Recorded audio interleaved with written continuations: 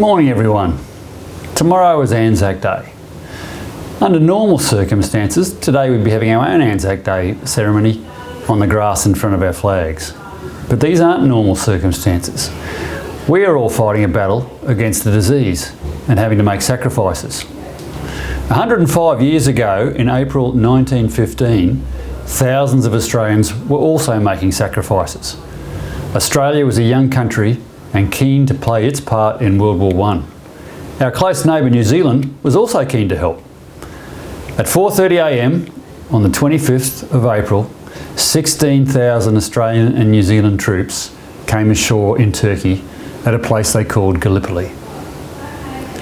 Unfortunately, they landed on a beach surrounded by hills, and the Turkish soldiers controlled those hills. They were able to easily fire down on the Australian and New Zealand troops, and as a result, we lost 2,000 men dead or wounded on that very first day. But these soldiers were hardy, very hardy characters, able to absorb a lot of punishment and keep on going.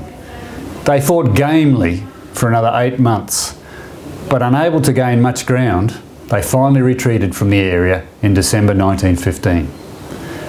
At about the same time, a simple name was needed for these troops from the two countries.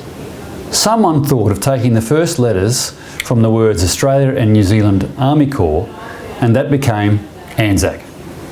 The Gallipoli beach where they landed was renamed Anzac Cove, and that place and the word Anzac have been sacred to the peoples of Australia and New Zealand to this very day.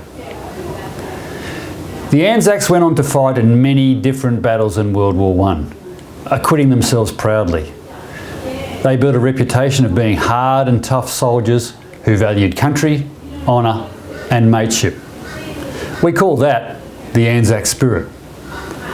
Anzac troops have fought in many wars since, and many of them died in the process. Although all the original Anzacs are long gone, the Anzac spirit lives on.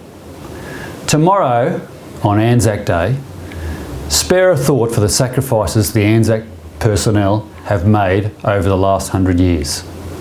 The ones we are making today pale in comparison to those made by these brave men and women in pursuit of a better world.